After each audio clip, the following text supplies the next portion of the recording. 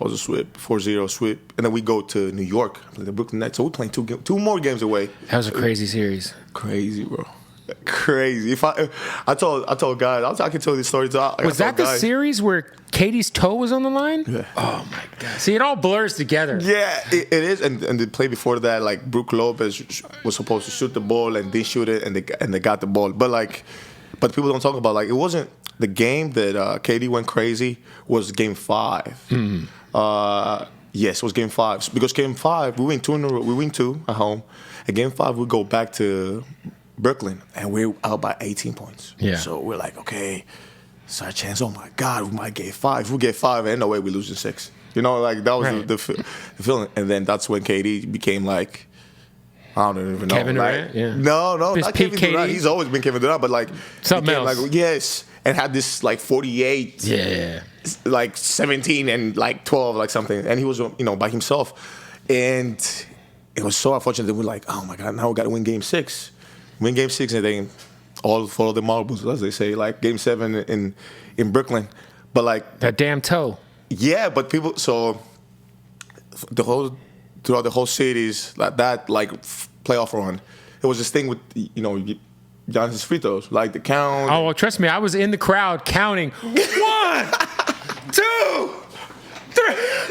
I was counting loud. I already know. And it was this thing. So I'm like, okay, it's Game 7. I'm like, I've never been in a bigger game in my whole career. Right. As an individual, as a family, right. like this is like, we're playing against James Harden, Kyrie, crazy, and KD. Now, like, this is Game 7. Winner actually took it all. Yeah. At that game, right? If you really, whoever would have won that series probably would have beat the Suns either way. Probably. I don't know. I don't know for sure, but we could dissect that. But the thing was, like, I'll tell you what, the Hawks weren't beating us. A good team out that year. They had a good run, and we're about to go to the game, and I'm like, you know what? This is like two days before.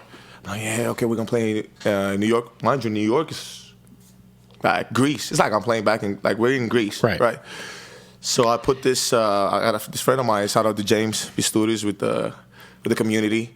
So he goes like, oh, we want to come to the game, but we can't find tickets. And I go like, okay, this is what we're gonna do. You're gonna go Seat Geek, or was he Seat Geek or Seat Geek? Yeah, Seat Geek. Yeah. And the second half that we shoot from here, when Giannis shoots free throws, you're gonna buy the whole section. So I bought 1, 2, 3, 4, 5, bought the whole section, just me. And you're gonna give them the tickets 60% off, 50% off. And then we did a thing. I remember we did a lot, not we did a memo to everybody. Right. And then I said the only request I have, I don't want no money, I don't want nothing, is that I want everybody to be there at 6:30. The game was at 8, but I want everybody 6:30. Once they open the gate, I want everybody to. Bucks fans only. No. Bucks fans and Greeks. Bucks fans and Greeks only. Only. Ain't no countdown happening. Not behind the basket. Nothing. And I remember, you can check the videos too. I came out at 6:30. I remember it was James. Everybody, they looked up. They were like, "What's going on?"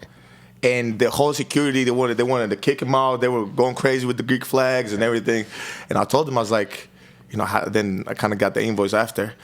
And I told them, I was like, I don't care. I was telling my financial, I was like, I don't care. Book every seat. He's like, okay, but what if they don't show up? I was like, it's empty. Then it's empty. Worst case, it'll be empty. Empty. Nobody going to be there. They ended up showing everybody. I ended up getting some money back as well because I gave everybody 50% off, 60% off of that Game 7. We ended up winning. And for the first time, the Giannis never, he never shows emotion. He was like, yeah, he was going to the crowd. He was like, yes.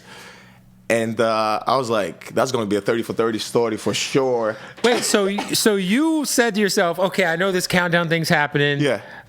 It's New York. It's going to be crazy. Yeah. New York fans are ruckus as hell. They're also very, very ruthless.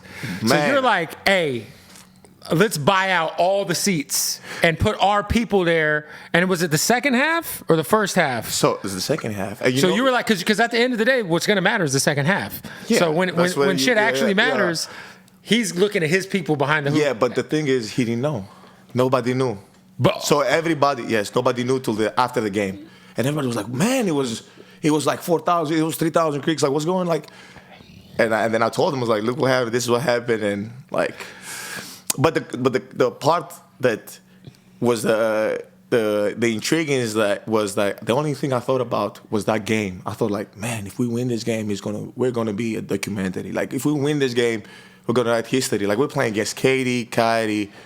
Super team of all super teams. Yeah, however you want to say, however you want to call it, a great team that I don't know if you're ever gonna see a team like that. Right. So in my head, I'm like, dang, if we win this game, and we won, and then everything else became day by day. I swear to God, everything else like when we won, it was like, oh shit, we just won, and now we're waiting for Philly. Right. Mind you. And then Atlanta wins. We're like, oh, okay. Guess what happened? Game 1. 1-0, Atlanta. They throwing the ball off the glass. And then Giannis got hurt, right? Giannis in that gets series, hurt. yeah. And we're like, Yeah. But then, it was... I remember thinking when he got hurt, I was like, well, shit, we're winning a chip. Right. Hey.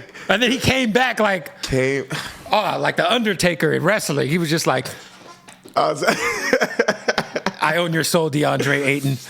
Oh, my God. And mind you, like, he's, like... Apart from, like, obviously I'm biased, my brother and stuff like that, but take away, like, him being my teammate or brother, like, the work ethic and what he did those like, week to weeks. And there was the game where he made all the free throws. He had over 50. What was that? Which game was that? Was that game 5 or 6? That was game 6 in Milwaukee. Yeah. They made every free throw. But that was the game plan. You know that, right? That was you guys' game plan.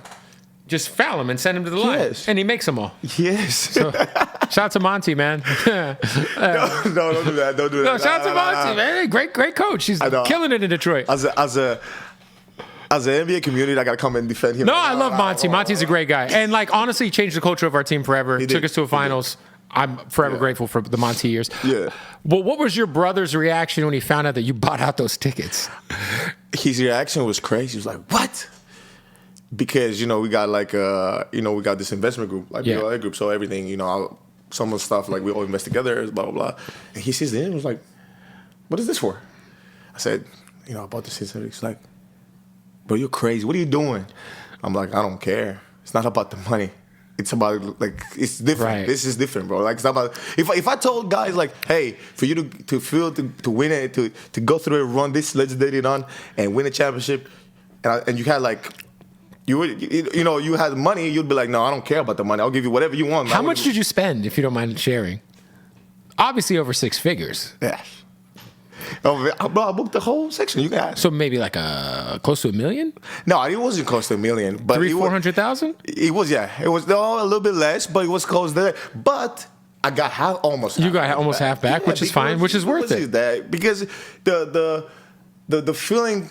For me, even if I didn't, right. The fact that we won, it's worth it. You guys ended up getting the ring. Yeah, and my bonus. You might not have got. You might not. The bonus for the ring now is. It's nice. It's nice. So covered it. It was basically giving a little bit of my bonus back. So you, what happens when the higher ups for the Bucks find out? Because I don't think a player's ever done that. Yes. Because there's some players worth substantial amount of money that, in theory, could just buy out sections of arenas during high stakes games. Yeah, I'll tell you what happened. First of all, shout out to 50 Cent. Like that, like he said he did that one time in a Ja Rule concert, something like that. Like you can do it if you want, but they're not gonna do it because people don't care about it. I love this. I care about winning. Like we come from a family of champions, bro. Yeah. People can say whatever they want to say, but like it's not by luck that all of us have a championship, NBA champions. It's not by luck that my brother, my younger brother, he just won a EuroLeague championship. He's won in every level. Then he has because he was the first one to get a ring, right? First one to get a ring with the Lakers. With the Lakers, yeah. Then went overseas to France, won a championship with them. Came back again, went to EuroLeague, won another EuroLeague title.